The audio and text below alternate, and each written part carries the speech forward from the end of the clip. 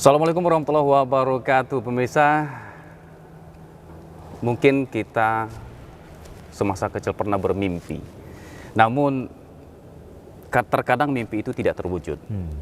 Tapi ada orang yang mungkin tidak pernah bermimpi, tapi kehidupannya membawanya kepada alam yang barangkali seperti mimpi baginya. Namun ada juga orang yang pernah bermimpi di waktu kecil, dia bisa mewujudkan mimpinya ketika ia pada posisi dewasa. Nah pemirsa, apakah sosok yang akan kami berikan pada program Bukan Mimpi kali ini adalah orang yang pernah bermimpi, atau barangkali orang yang tidak pernah bermimpi tapi hidup dan mendapatkan kenyataan seperti mimpi? Kita akan sapa dulu pemirsa narasumber kita pada saat ini, pada momen ini dalam program Bukan Mimpi, yaitu Marskal Pertama Bapak Ferry Yunaldi SEMhan dan Lanut Rosmin Nurjadin, Kota Pekanbaru. Assalamualaikum Pak. Waalaikumsalam warahmatullahi wabarakatuh. Apa kabarnya? Kabar baik Bang Sam, sehat Bang Sam? Alhamdulillah sehat. Alhamdulillah. Saya kira tadi Pak kalau berjumpa sama dan Lanut itu orangnya apa namanya, tinggi besar gitu ya. Kemudian kalau kita lihat itu agak kecut gitu ya. Iya. Ternyata saya melihatnya lebih bersahaja dan enak dipandang gitu. Alhamdulillah. Apa kabarnya Pak berada di Kota Pekanbaru? Waduh, suatu kebanggaan, kebahagiaan bagi kami untuk berdinas di Kota Pekanbaru ini. Kota Pekanbaru, kota bertuah. Iya, betul. Di mana Pekanbaru merupakan juga tempat tujuan kami dulu semasa kami kecil. Iya. Karena kami berasal dari Sumatera Barat, tepatnya di Kota Pariaman. Oh, orang awak. Orang awak juga. Jadi sebelum berdinas, sebelum masuk tentara, sudah beberapa kali juga saya pergi ke Kota Pekanbaru. Iya. Sangat berkesan. Mungkin sebagai seorang yang memang berpendidikan militer, mulai dari mungkin dulu masuk akademi, kemudian lulus, tentu banyak sekali perjalanan karir yang pernah Bapak lewati hingga saat ini menjadi komandan Lanut di Kota Pekanbaru ini. Bisa diceritakan sedikit Pak? Oh, ini ceritanya cukup panjang nih Bang Sam. Panjang nggak apa-apa? Nggak apa-apa ya? Bisa yang ini, yang menarik begitu. Baik, terima kasih Bang Sam. Saya Marsma TNI Ferry Yunaldi, Komandan Lanut Rosmin Nurjadin. Saya lahir di Kota Pariaman lebih kurang 49 tahun yang lalu. Saya berasal dari keluarga besar. Keluarga besar maksudnya kami beradik kakak cukup besar, cukup banyak. Berapa orang Pak? 11 orang bersaudara. Bapak orang. saya seorang wira swasta, pedagang, ibu saya ibu rumah tangga. Saya tinggal di lingkungan yang boleh dikatakan Bang Sam, lingkungan sopir bis, sopir truk, itu lingkungan sekitar kami tinggal. Iya. Kami bergaul sehari-hari, kemudian menjadi TNI, lebihnya lagi menjadi perwira penerbang pesawat tempur. Iya. Tidak pernah terbayang sama sekali, tidak pernah bermimpi sama sekali. Namun ini membawa berkah dan kebanggaan bagi kami dan keluarga. Kenapa demikian? Karena kami tidak ada profil yang bisa kami contoh saat itu. Kami hidup, tumbuh dan berkembang sama seperti teman-teman Bang Sam di lingkungan kampung lah namanya ya. Iya, betul. Saya bergaul sama siapa saja, dan seperti yang saya sampaikan, saya bergaul di lingkungan sopir. Saya pernah menemani menjadi kondektur bis dari Pariaman ke Pekanbaru. Kondektur bis. Tahun berapa itu Pak? Lebih kurang di akhir-akhir tahun 80-an, sekitar tahun 89 sampai dengan 94, sampai saya sebelum masuk Akabri. Jangan-jangan kita pernah ketemu Pak? Pernah ketemu, pernah saya naikin uangnya dulu. Jadi karena lingkungan kakak-kakak saya, teman adalah sopir bis, kondektur, sopir truk, dan saya suka bergaul sama mereka. Dan apapun pekerjaan mereka, saya coba menyelami. Artinya diajak ke Padang, saya ikut ke Padang jadi kondektur. Diajak ke Pekanbaru, saya pergi ke Pekanbaru. Saya sedikit cerita, pertama kali saya ke Pekanbaru itu kalau tidak salah di tahun 89 atau tahun 91. 89, 91 masih ada itu Lubang Kalam kali ya? Lubang Kalam, masih betul. Masih ada Pak ya? Masih ada. Nah, masih lewat jalan lama itu ya? Masih ada jalan. Oh, sorry, di tahun 86-an kayaknya di kelas 6 SD itu saya, masih ada Lubang 86. Kalam. Tapi saya ikut menemani tetangga saya pindah. Itu tadi saya juga suka berpetualang. Bertemani saya ini mau jalan-jalan ke kota Pekanbaru tapi naik truk, dia bawa barang pindah. Waduh, tetangga saya truk Fuso. Kemudian saya pergi ikutin perjalanan kembali. Kemudian lebih kurang di tahun 91 atau 92 saya pernah bukan jadi kondektur utama ya. Kebetulan teman masih saya sekolah? Masih sekolah. Di hari Sabtu Minggu. Masih sekolah. Jadi dulu ada namanya kalau tidak salah bisnya bis Lidra antar kota antar provinsi. Tahu. Jadi berangkat kita sore bis 3/4 itu bis kan? 3/4. Berangkat hari Minggu jam 5 sore dari Pariaman, kemudian itu tadi sepanjang jalan kan jalan pelan-pelan itu dari penumpang. Jalan masih kecil. Ada yang bawa pisang, kelapa dan lain-lain. Ayam pun ada. Ayam pun ada. Kemudian lebih kurang di pukul 20.00 inilah atau jam 8 malam di Bukit Tinggi itu terakhir. Udah naik semuanya, hari hujan. Waduh. Hari hujan, baju basah kuyup, pintunya kan di tengah sama belakang itu. Jadi kondektur. Waduh. Konektor yang kedua, konektor dua, kan ada yang pertama yang kedua. Betul. Nah setelah itu masuk, tutup pintu baru jalan sampai dengan ke Pekanbaru. Dulu ada namanya rumah makan Rangkiang itu kan terkenal, berhenti di sana. Ini kalau generasi kita ini pasti kenal tuh rumah makan Rangkiang. Kalau sekarang mungkin tidak ada lagi. Nggak ada lagi. Kemudian karena jalan mungkin lalu lintas tidak begitu padat mungkin Bang Sam ya. Sekitar pukul 4 apa setengah 5 kita udah nyampe di Panam. Ada tempat pemberhentian, ada masjid, tempat bersih-bersih karena terminalnya waktu itu yang masih di Jalan Nangka. Jalan Nangka. Biasanya buka jam 6. Jadi kita subuhan dulu di sana bersih-bersih, jam 6 baru jalan ke Jalan Nangka, kemudian turunin penumpang barang segala macam. Nanti jam 10 kembali lagi ke Pariaman. Waduh, memang tak ada istirahat ya? Nggak ada istirahat. Karena saya memang di hari Sabtu Minggu saja. Itu asal salah satu saya pernah mengunjungi kota Pekanbaru ini. Nah, karena memang saya lihat kota Pekanbaru ini kan kota Melayu, jadi identik dengan setiap minggu seperti itu. Hampir tidak minggu, mungkin sekali sebulan lah. Sering Pekanbaru ya berarti ya. Karena saya suka petualang, suka nemani teman saya jalan segala macam. Iya.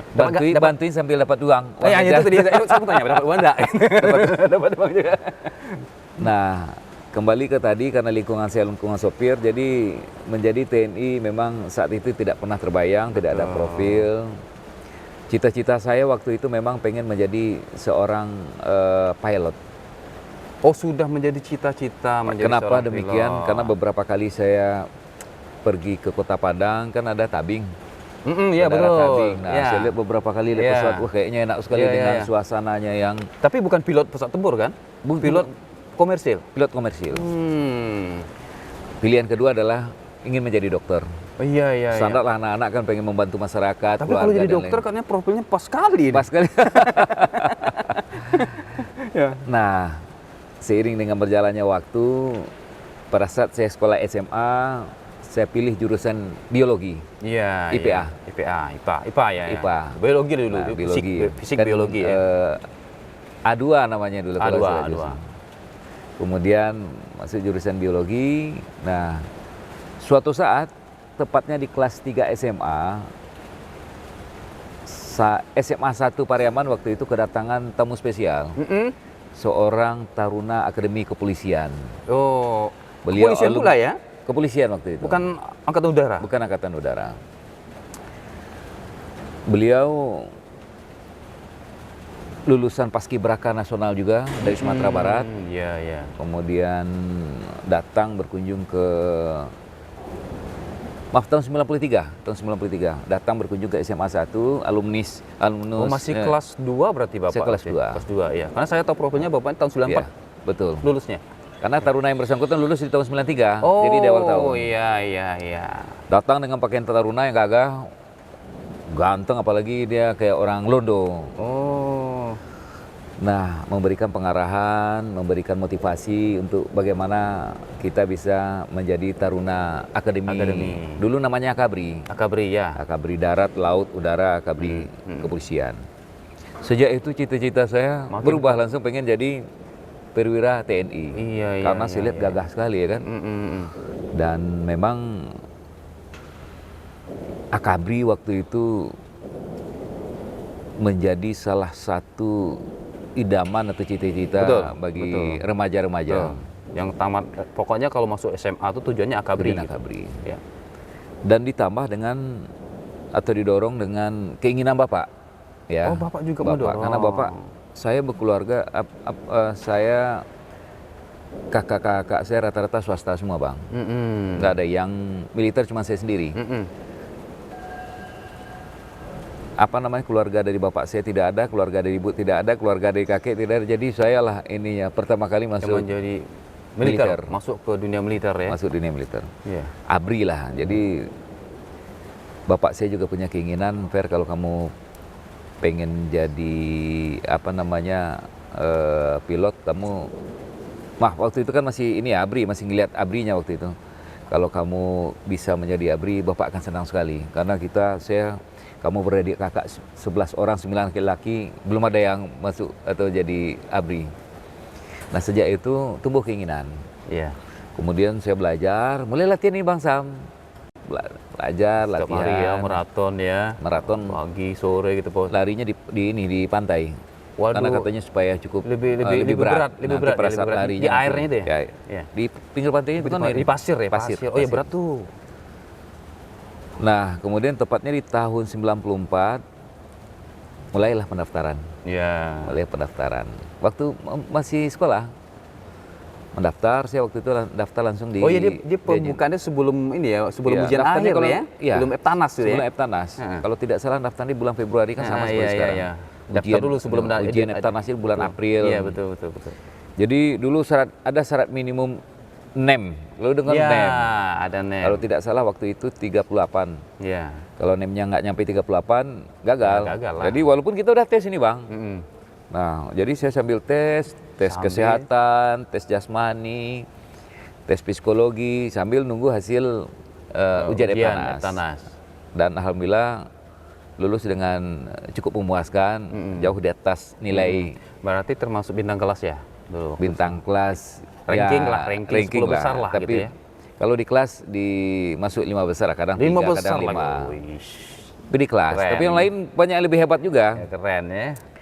Nah, kemudian daftarlah nih Bang Sam. Ya. Dulu diberi pilihan yang bebas. Ada 4 jurusan kan, Akabri darat, laut, udara, polisi. Kita boleh memilih sesuai dengan keinginan kita. Nah, waktu itu saya karena tidak tahunya, nah ini cerita, tidak tahu tentang angkatan udara. Kita kan minim informasi. Karena di Pariaman. Di Pariaman kita tidak tahu tentang apa itu angkatan udara. Lebih tahu tahu cuma laut, angkatan darat sama polisi. Laut juga nggak ada, Bang. Nggak ada. Padahal tepi laut loh. Tepi laut, tapi nggak ada angkatan laut di sana. Iya. Di Pariaman itu kan yang ada hanya Kodim, Koramil, betul, sama Polsek dan Polres. Dan saya cukup agak jarang juga pergi ke Kota Padang. Nah, pilihan pertama apa, Bang? Angkatan darat. Angkatan darat pertama. Pilihan kedua baru polisi. Angkatan udara. Oh, Angkatan udara. Karena pengen jadi pilot tadi. Oh. Tapi ini belum tahu nih, bisa nggak jadi pilot, belum tahu. Iya. Pilihan ketiga Angkatan laut. Karena orang pantai. Keempat baru polisi. Terakhir polisi ya. Saya masih ingat waktu itu yang ikut tes Sumatera Barat waktu itu lebih kurang 766 orang. Tes. Jadi sekali tes administrasi bagi yang fail langsung dikurangi, nggak ikut tes lagi berikutnya. Kesehatan, jasmani. Terakhir dikirimlah akhirnya tes sampai dengan Pantukir daerah. Ya. Dikirim ke Magelang itu 45 orang dari 766. Coba bayangin. Tinggal 45 orang. Yang dari Sumatera Barat. Dari Sumatera Barat, satu provinsi. Kemudian Kemudian dikirim ke Magelang. Nah, di Magelang itu singkat cerita lulus sekitar 12 orang. Udara saya sendirian, Bang. Laut berdua, daratnya berempat, sisanya polisi. Tidak pernah terbayang. Saya pun juga kaget pada saat Pak Tukir, Fer, kamu masuk ke Angkatan Udara. Wah, apa ini Angkatan Udara? Karena saya di kampung, kalau orang Padang mungkin tahu Bang. Padahal ya. mau jadi pilot deh. Menjadi pilot, cuman waktu itu saya hanya lihat nggak di Lanut Padang itu kan nggak ada pesawat militer juga Bang. Iya, hanya iya, transit iya, saja. iya, betul. Jadi setiap saya ke Padang saya hanya lihat pesawat Komersil aja. Iya. Nah, apa ini Angkatan Udara? Waktu itu saya belum tahu Bang. Kemudian langsung pembukaan candar di muka di Magelang. Jadi singkat cerita dari 45 orang itu lulus sudah 12 orang. Udara saya sendiri. Iya, iya, iya. Ya udah kita kita ikutin. Selesai pembukaan. Jadi masuk rimba libutan ya? Buta, nggak ada. Nggak tahu apa-apa ya? Nggak tahu apa-apa. Oh, mak bahaya Pak. Karena harimau referensi nggak ada Bang. Ya, oke. Yang Akabri di Pariaman waktu itu juga nggak ada Pak. Waktu itu yang Taruna yang ini pun juga berinas sudah di Jadi luar. perasaannya waktu itu gimana? Perasaan kan kita nggak tahu apa-apa nih. Kita mau masuk dalam satu anggaplah ini rimba yang nggak jelas nih kayaknya nih, kita nggak mengerti. Apa perasaan Pak Ferry waktu itu? Campur aduk kah, takut Saya kah? nggak mikirin yang lain Bang, yang penting saya masuk. Karena cita-cita saya pengen jadi Taruna Akabri, masuk itu tadi. Apapun itu, dan kita tahu lah militer itu kan ini keras lah kehidupannya, disiplin tinggi dan lain-lain. Apapun itu yang penting saya masuk. Nah akhirnya baru dibuka candra di muka. Jadi ada pendidikan pertama itu 3,5 bulan itu pendidikan candra di muka namanya. Kita dari sipil ke militer, ya kan, rambut kepala dibotakin, nggak ada rambut, dikasih pakaian sipil disimpan semua, diganti pakaian Lorenzo. Pembukaan di hari berikutnya, kemudian hari kedua ada namanya matrikulasi, masa orientasi ke matra masing-masing. Yang Angkatan Udara pergi ke Jogja, Angkatan Laut ke Surabaya, Angkatan Darat ke Magelang ya? Magelang tetap di Magelang akmilnya, kemudian polisi ke Semarang. Sampai di Jogja kita lebih kurang selama 2 minggu. Dikenalkan tentang Angkatan Udara. Di sini saya mulai tumbuh cita-cita pengen menjadi penerbang pesawat tempur. Ini kenapa bisa tumbuh cita-citanya menjadi penerbang pesawat tempur ketika sudah sampai ke matra masing-masing. Nanti kita temukan jawabannya pemirsa, tetap bersama kami di Bukan Mimpi.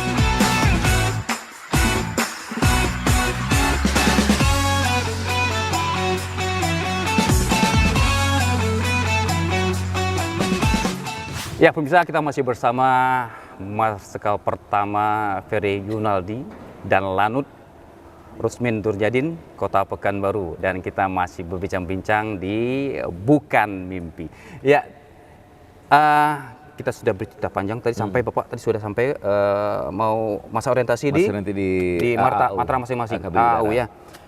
Dan disitulah baru muncul keinginan kuat untuk menjadi penerbang. Kenapa? Nah, apa alasannya? Karena pada saat masa orientasi 2 minggu, di hari kedua atau hari ketiga kita berkunjung ke pangkalan-pangkalan udara. Berkunjung ke Lanut Iswahyudi Madiun. Waktu itu home base-nya pesawat tempur. Nah, pesawat ini salah satu F-16. Pergi ke Malang. Makanya kita ngambil posisi di sini biar nampak. Karena ini jadi Ini menjadi motivasi saya. Kemudian berkunjung ke Malang, lihat pesawat Hercules. Ada waktu itu pesawat tempurnya Ovitan Bronco, kemudian ada pesawat Kasa. Berkunjung lagi ke Makassar. Itu ada pesawat Hercules dan pesawat tempurnya, waktu itu pesawat Boeing di Makassar sama pesawat pesawat tempur A4 Skyhawk. Jadi A4 Skyhawk itu ada 2 skuadron dulu di Makassar sama di sini. Nah sejak itu Bang saya lihat, lihat lagi orang gagah dengan perlengkapan G-suit, helmet, tas segala macam. Nah saya harus jadi penerbang pesawat tempur. Nah ini cikal bakal saya, sweet mental saya pengen jadi penerbang pesawat tempur. Dan saya diberikan Santiaji semangat, kebanggaan kita menjadi perwira penerbang tempur adalah ada 2 katanya. Yang pertama perwiranya kita dapat sebagai militer. Betul. Penerbangnya kita dapat juga, apalagi penerbang bukan sembarang penerbang, ini penerbang pesawat tempur. Jadi inilah yang rasa syukur yang tak terhingga, yang senantiasa saya panjatkan ucapan syukur ke hadirat Tuhan, karena memang ini tadi anugerah yang luar biasa. Jadi apa perasaannya ketika sudah menjadi seorang, ini kita langsung putus, ini berarti sudah jadi penerbang nih? Belum, ini kan baru ini apa namanya? Masih dalam orientasi kan? Orientasi. Kemudian kembali ke ke Magelang. Mataram masing-masing. Magelang. Balik lagi ke Magelang. Baru kita laksanakan latihan candra di muka, Oh, bergabung begitu. dengan 4 matra tadi. Berarti orientasinya saja ke Mataram masing-masing. Matra masing-masing. Ke Magelang lagi. Habis kembali ke Magelang, baru dididik di sana lebih kurang 3,5 bulan. 3,5 bulan. Kemudian dilantik jadi prajurit taruna. Orang tua datang, Bang. Wah, ini kebanggaan saya nih, Bang. Di sana mungkin Abang pernah dengar cerita pada saat pelantikan wisuda, wisuda jurid namanya. Kita nggak boleh manggil orang tua gitu. Jadi 1.000 orang di Bang, waktu itu tarunanya 1.000. Iya. 1.000 orang baris. Nah, orang tua keluarga suruh nyari sini-sini. Dan kita tidak boleh Bergerak, memanggil bergerak. Karena saya lihat udah sendiri. diwanti-wanti sama pelatih, kalau kamu bergerak nanti kamu dihukum katanya. Jadi untuk iya. memberikan surprise terhadap orang tua. Bentuknya tuh udah nggak jelas, Bang. Hitam, kurus.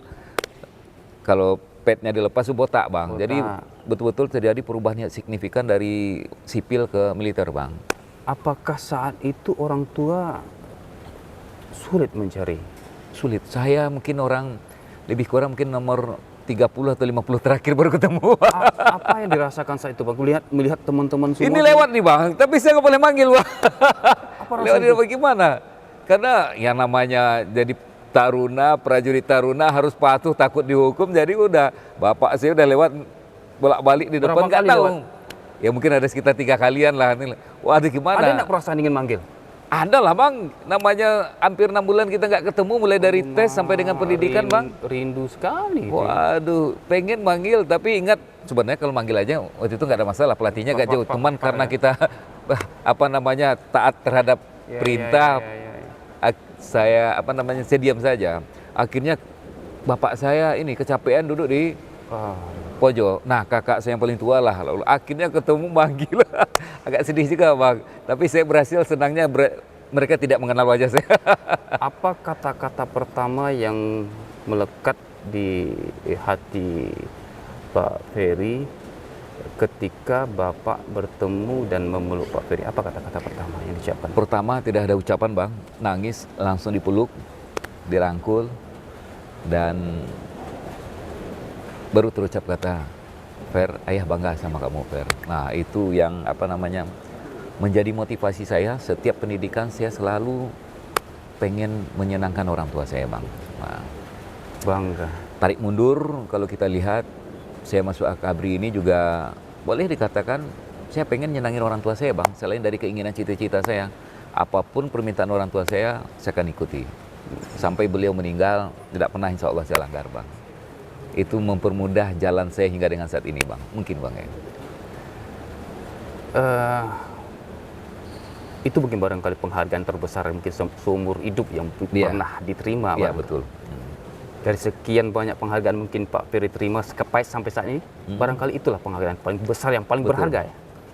Karena memang yang namanya swasta, Bang, ya, apalagi di kampung masuk TNI, jangankan perwira, Tamtama, Bintara aja udah luar biasa, Bang. Nah, ini langsung dapat di perwiranya, dan bapak sih mungkin saking bangganya dari 9 anaknya laki-laki baru ini ya jadi, dan sisanya kakak saya swasta rata-rata. Dan ini menjadi penyemangat dia untuk bekerja, untuk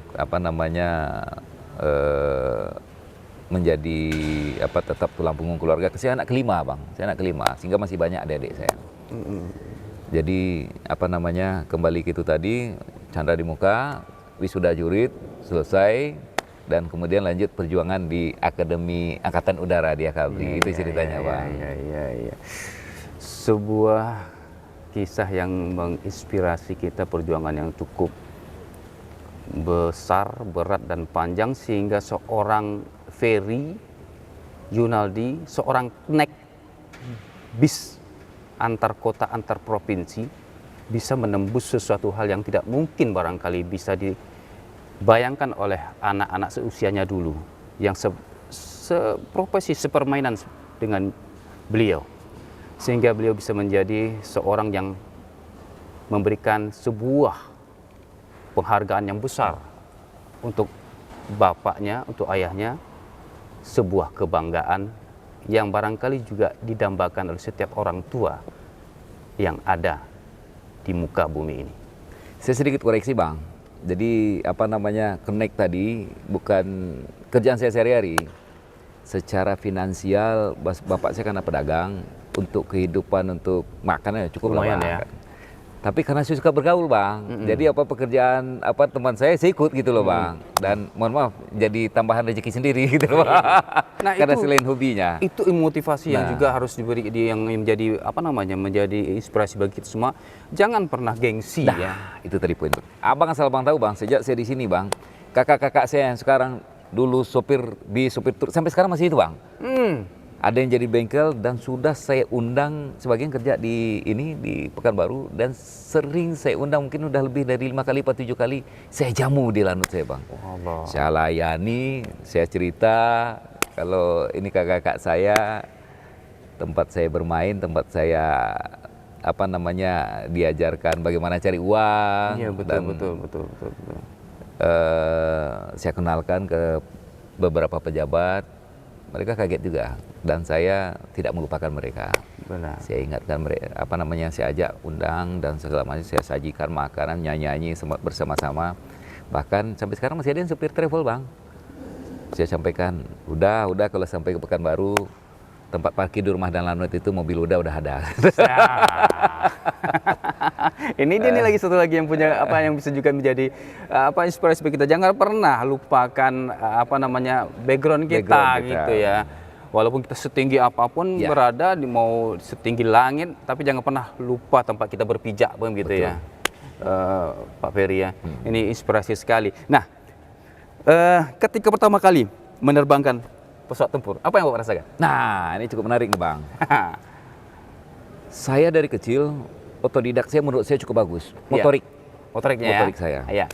Saya belajar motor sendiri, Bang. Oh, Belajar mobil sendiri, Bang. Saya hanya melihat, saya belajar. Nah, pada saat saya masuk sekolah penerbang, dilaksanakan seleksi terlebih dahulu. Jadi setelah kita perwira nih, Bang, seluruhnya diseleksi kesehatannya, psikologi, seluruh aspek lah, Bang. Kemudian sepertiga dari perwira yang lulus waktu itu diberi kesempatan untuk mengikuti tes bakat, aptitude test. Iya. Aptitude test itu mengetahui bakat terbang kita, apakah kita punya Bisa motorik yang bagus, Oke. bisa apa namanya, bekerja secara paralel, karena menjadi penerbang itu ternyata tidak mudah, Bang. Iya. Kemudian lulus secara akademis, kita harus hafal seluruh prosedur. Emergency apalagi, Bang, emergency itu nggak boleh salah titik komanya, Bang. Coba bayangin, jadi harus hafal mati, Bang. Iya. Karena kesempatan kita, ya Berarti ini harus ini ya, kuat juga ingatannya. Nah, tapi nggak ada yang nggak bisa, Bang. Insya Allah selagi kita berusaha pasti bisa, Bang. Iya, betul. Nah, kemudian pada saat seleksi nih, Bang, tes bakat, kita diberi waktu ground school, belajar tentang sistem pesawat, prosedur itu hanya 1 minggu. Kemudian terbangnya, ground school 1 minggu, ya betul, terbangnya 1 minggu, jadi hanya 2 minggu, Bang. Cuman kan jumlahnya banyak, jadi 3 minggu total semuanya. Dengan jumlah lebih kurang 55 orang untuk seleksi sekolah penerbang. Oh, berarti itu untuk masuk jadi penerbang itu beda lagi ya? Harus ada seleksi lagi ya? Ini kan baru jadi perwira nih, Bang. Oh iya. Nah, perwira ini di Akademi Angkatan Udara itu ada 3 jurusan, Bang. Jurusan yang pertama adalah elektronika. Iya. Jurusan kedua aeronautika, tentang teknik, baik teknik penerbangan maupun teknik persenjataan. Betul. Yang ketiga ada namanya jurusan administrasi. Administrasi ini ada bisa bagian perkantoran keuangan, Perkantoran ya? personil, sekretariat, perkantoran. Dari 3 jurusan besar ini nanti menjadi 9 jurusan, Bang, detail. Masuk ke pasukan khusus, ke polisi militer, ke intelijen, ke penerbang, navigator. Jadi ada 9 jurusan nanti, Bang. Nah, pada saat masuk tes seleksi ini, Bang, tes seleksi ini cukup ketat, Bang. Mulai dari ulang lagi kesehatan lengkap, Bang. Cek lab, mata, ronsen, seluruhnya, Bang. Motorik. Salah satu tes motoriknya adalah, jadi ada 4 lampu nih, Bang. Merah, kuning, hijau, biru. Jadi kalau lampu merahnya nyala, kita disuruh matikan pakai tangan kiri. Betul. Iya. Kalau biru, tangan kanan. Kuning, kaki kiri. Jadi harus hafal ini motorik ini nih, Bang. Ya, refleksinya harus bagus itu ya. Saya itu tadi karena punya keinginan, saya pelajari dari belakang kan antri deh bang. Oh iya seperti itu caranya. Langsung latihan, saja? Latihan sendiri? Latihan sendiri. Sambil hanya nunggu dalam waktu berapa menit itu aja. Karena kita kan nggak tahu bang. Iya. Akhirnya pada saat kita di depan itu tadi duduk, ya itu tadi ada 4 lampu nyala sesuai dengan aturan yang berlaku katanya kan kalau lampu merah pencet pakai tangan kiri. Berarti refleksnya juga harus betul-betul bagus. Alhamdulillah saya tidak ada masalah waktu itu bang. Kemudian masuk ujian akademisnya bang. Jadi kita harus lulus 100% bang. Nggak ada titik koma aja nggak boleh salah bang. 100%? 100% nggak boleh titik. No excuse. No error. No error. Zero. Ya. Zero Untuk kesalahan. menjadi penerbang di TNI Angkatan Udara. Bang, terpikir mas saya tuh. Kemudian sebelum terbang bang, itu tadi. Nah ini tentang pribadi saya nih bang. Orang ini kan pada dasarnya mempunyai kepintaran yang berbeda bang ya. Tadi pada prinsipnya ada yang cepat nangkapnya, ada yang agak lambat, ada yang lambat. Nah, saya punya teman, dia terbaik bang. Jadi dia baru baca 1 lembar ada boldface namanya. Boldface itu dalam waktu 7 menit kita harus nulis. Dan dia mungkin 3 kali baca, udah hafal bang. Saya 5 kali belum hafal ini. Iya. Tapi, nah inilah tekad saya. Saya tidak akan tidur sebelum saya hafal. Nah itu tadi bang. Akhirnya ya mereka tidur jam 10, saya mungkin jam 11 atau setengah 12 sudah tidur. Itu tekad tadi bang. Saya tidak akan tidur sebelum saya hafal. Besok ujian sama nilai saya sama dia bang. Dia dapat 100, saya dapat 100 bang. Walaupun agak lama sedikit ya. Walaupun agak lama dikit. Pengorbanan. Ya, pengorbanan. Kan beda, tiap orang kan berbeda bang ya. Iya. Saya kelebihannya di motorik, dia kelebihan di hafalan bang. Itu tadi bang. Iya. Nah, jadi tes bakat terbang itu bang. Jadi seluruhnya saya pelajari sendiri bang. Kemudian baru di-guide sama instruktur. Pertama kali saya terbang. Nanti dulu. Nah. Iya, ini pertama kali saya terbang. Ini. Nanti kita akan kembali, pemirsa. Apa yang dirasakan oleh Pak Ferry ketika pertama kali terbang? Tetap bersama kami di Bukan Mimpi. Apalagi di kampung saya di Pariaman yang jadi penerbang, boleh dikatakan saya sendiri breaker segala macam itu kita harus tahu bang, tutup mata, CP-nya hidrolik di mana, oh ya di sebelah sini, ini dia. Harus gigih. Di saat orang lain menyerah, kita gigih. Tetap jalan.